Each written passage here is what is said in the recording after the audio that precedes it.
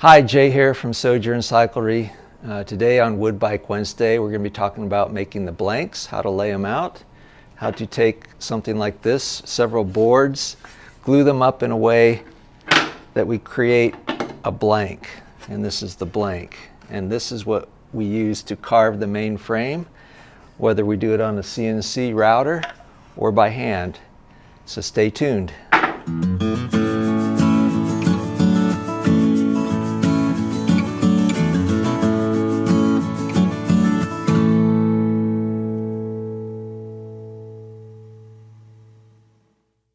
Hi, Jay here with Sojourn Cyclery.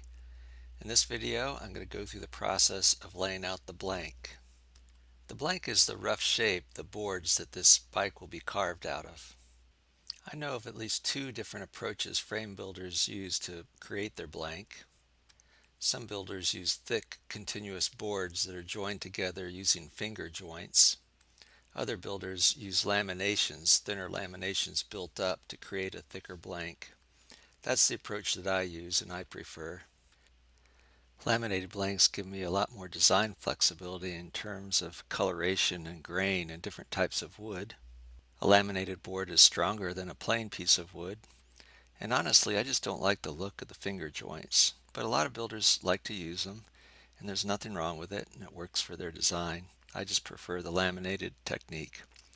But I think universally all wooden frame builders make their frames in two halves, what I call a clamshell. So it'll be like a right half and a left half, and then the two halves are sandwiched together with metal inserts in places that carry bearings. Regardless of what approach you use to make your blank, you've got to be keenly aware of the anisotrophic nature of wood. Anisotrophic is just a fancy way of saying that wood is stronger along the length of the grain than it is across the grain. When laying out the boards for your buck, you really have to think strategically about how you orient your grain. The top tube of the frame offers a very good visual of what I'm talking about. You want your grain direction to be in this orientation, parallel to that top tube, all the way across, even past the head tube, because there's a lot of force that comes from that front wheel up in this direction, and that grain direction is going to resist the failure.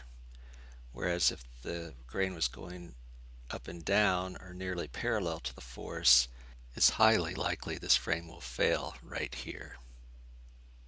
I typically use 3 layers per side.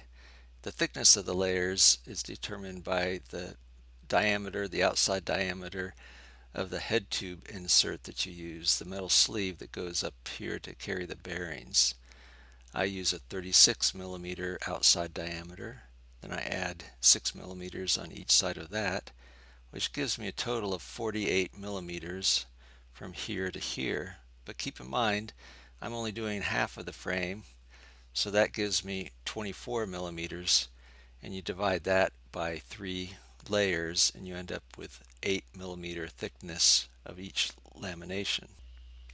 I like to make my boards about 10 centimeters wide. I'm going to start by drawing my first board, the bottom of my first board, all the way across the top tube like so, and create an offset of 10 centimeters like that. Make sure that all the lines of this frame are covered, that there's no object line from this frame passing the edge of that board. Next I'm going to draw the top edge of the board that's going to run along the down tube like so, and I can go ahead and create a line parallel to that. And what's really important here is to throw an angle between these two boards that is a common angle, something that is repeatable, because I'm going to be setting up my compound miter saw to cut these angles, and I want to be able to come back to it time and time again. So 33.23 is not very common, so I'm going to round that to 35 degrees, and hopefully I can wiggle these lines around enough to make that work. That looks decent. Yep, we're covering completely. I'll use a similar strategy to cover the seat tube, just draw a line down here, tie it into that down tube line, which is good. But then again, I want to look at that angle between here and here. Looks like I might be able to get by with a 90-degree angle. Let's see what that looks like. Yeah, definitely. And obviously a 90-degree angle is the easiest one to cut. So that is the foundation, the very first boards that will be used on the outside of the frame. I've taken some time off screen to complete this layer. I filled in all these marks here. These little marks here, these little cross marks, those will be places where I'll drill 1/8 diameter holes and line them up layer by layer. So it's important that these be covered with wood. Notice this top tube board goes all the way past the head tube, as does the down tube. That's really important. This first layer is going to be the most visible, so you'll want the most interesting boards on this layer. Take a few notes, maybe mental or physical notes. You'll want to bridge these seams with a board. For instance, this seat tube board needs to go continuously all the way the full length and bridge over these different seams here. And you'll want to make sure all your seams are staggered. Just like on a brick wall, you'd never want the mortar joints to be lined up in a single line. You'd want to stagger those joints. The same is true with these boards. In preparation for the second layer, I deleted all the lines of the boards from the first layer. Before I did so, I saved it as a copy. I even pulled the millennial trick and I took a picture of what I had before, because I want the boards on this frame on the second layer to span the seams of the boards on the first layer. I'm going to start by focusing on the seat tube. Draw a long line because there were several seams on that first layer that I'm going to just bridge with this seat tube line. Offset or parallel line to that. Now I want to come way up here to the front on the head tube. I want to draw a line and I want to make it parallel to this seat tube line, like so. And it's not going to be a fat board, it's going to be kind of maybe just a scrap piece of wood, but it definitely has to be forward of the center line and maybe a couple centimeters thick, something like that. I'll draw a tube or a line representing the down tube line, starting at the line I drew up here for this little sliver board and intersecting or tying into the seat tube. Again, I want a common angle here, one that's repeatable. I think 60 will work, 60 degrees. Does, I think. Try offsetting that line and let me extend it. I think it'll work if I wiggle it a little bit, move it upward. Yes, so again my goal is to completely cover the object line of the frame, and it does that nicely. Put my final main board in that will be sort of the top tube board.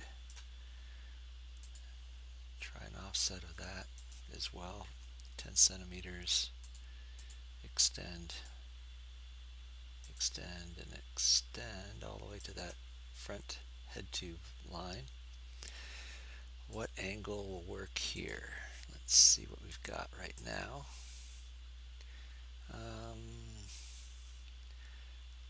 Maybe 80 degrees. That would probably work. Move it upward a little bit.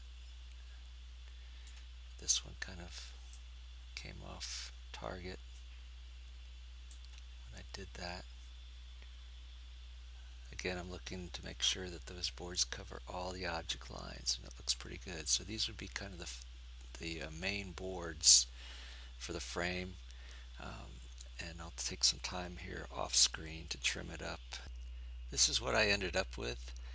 I have this little scrap board here. I want to make sure that you understand that the grain runs vertical and it has to be forward of this center line. Otherwise the fibers of this board will not be grabbing onto anything. It'll just break right off, so make sure that that's in front of the center line. A lot of these little boards are just little chunks of scrap that I've used to fill in just to get to the point where I have to get holes drilled on these little location points. So some of these boards really don't have any specifications. They're just pieces of scrap lumber. And this is what we ended up with. So on to layer 3. I start layer 3 by erasing all the lines from the drawing of layer 2, of course after I've saved it and captured that information. I'm going to start by drawing a line along the down tube this time and pull the offset trick, 10 centimeters on this side, and then I'll draw a horizontal, a line along the top tube. Find a good common angle between these two.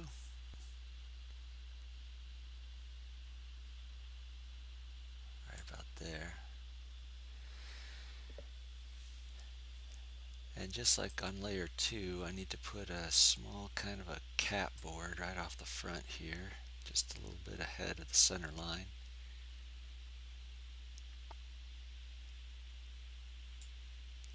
And I need to find a good angle for that as well. Between here, 80 degrees will work, which will make all of these angles something that would be common. Again, that would just be a scrap board.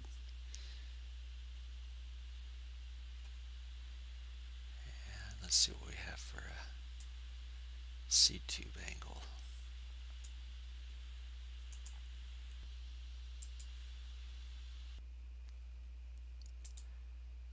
So this line is parallel to that one. Do an offset of this line to that side. That looks good.